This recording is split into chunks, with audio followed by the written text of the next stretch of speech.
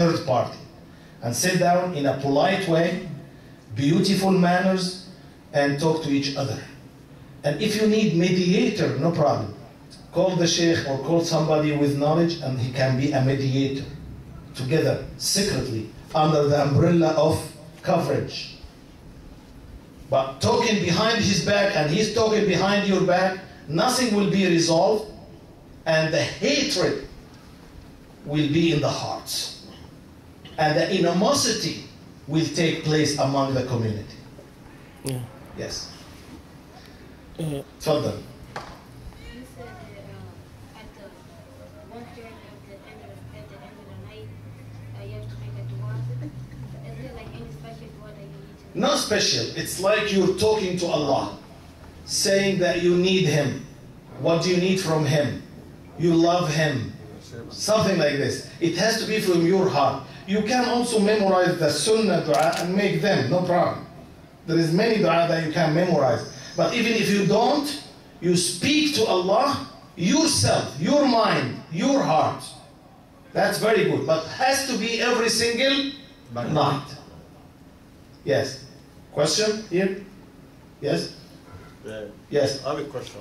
Like at my job, we have a code you have to call to like a prayer time. Say Zuhr, Asr, or Maghrib. But if somebody called before you, you can't call until that person came out from that break. It's like a 10-15 minute time. Say like if I'm ready to call a call because we work on a radio, Asr is like 5 o'clock. By the time I'm ready to call for 5 o'clock, somebody called already. And it takes 15 or 20 minutes. What do you work? Security? No, not security. I work at Philadelphia Airport. At the airport, okay. You have to give them a notice. And then, what is the question? Yeah, the person's supposed to come out from the break, so I can call now or say after this person, so I'm calling for, the code is 99 to take that break and do your prayer. What do you mean 99? 99 what? 99 is a code to call to be off. Like call 99? Yeah, 99. Okay. So you'll be off now for 10-15 minutes to do your prayer, stuff like that. But somebody can call before you, and before you get that time. So you will not catch the jama'ah, you mean, in the masjid? Yeah, not at The time to pray. I can talk to him, I can understand him very well. Yes. Actually, like I say, Asr is 5 o'clock. So I want to call 99 to go for my prayer, Asr prayer. You have to call at 4 o'clock to reserve that 5 o'clock you will leave. No, you can call in advance. So you have to call close to the time. Because So 4:45. somebody can call before 4:45, and by the time you're ready to call, somebody can call at 5 o'clock. Somebody from the same company, you mean? Yeah, from the same Muslim company. also. No, it's not Muslim, it's American. Stuff like that. So my prayer time is 5 So you can't take a break to pray while somebody already in a break. Yeah. Okay. So the person can come out from the break, and you can go now and do your prayer. Is this one prayer only during the day, or it happened in many prayers? No, it happened in many prayers, like Zuhr, Asr, Maghrib, and that. And your question, what is the question? Yeah, I want to make sure about the time. Like if Asr is 5 o'clock, sometimes 2-3 people can call ahead of time before you get it. You can go like 30 minutes or 35 minutes before you get your time to go. Because you can't go off while somebody's off. So what is the question? That you can miss the time until sunset, until Maghrib? Or you will pray late a little bit? Yeah, later. But you will not miss the time? No, you're not going to miss the time. Say half an hour after the time, or 25 minutes or something like that. I hope, inshallah, that Allah accept this excuse from you. But try your best. Try your best to pray on time with the jama'ah. Question? Yes, yeah. Fine. Okay, you remember last week I have asked you about how the masjid must to be organized.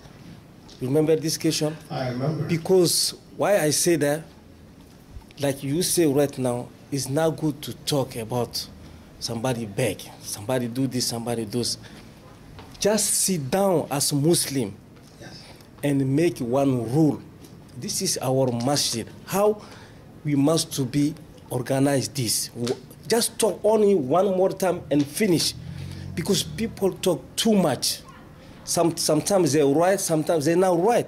So just, I want to ask you if, I don't know when you can. Same thing like I told the brother, knock on the door of the office and sit with the people in charge of the masjid and have a sit down and discuss it. This is the solution. Put the bylaw and the constitution of the masjid, of course from the Quran and the Sunnah, and run the masjid Islamically, and that's it.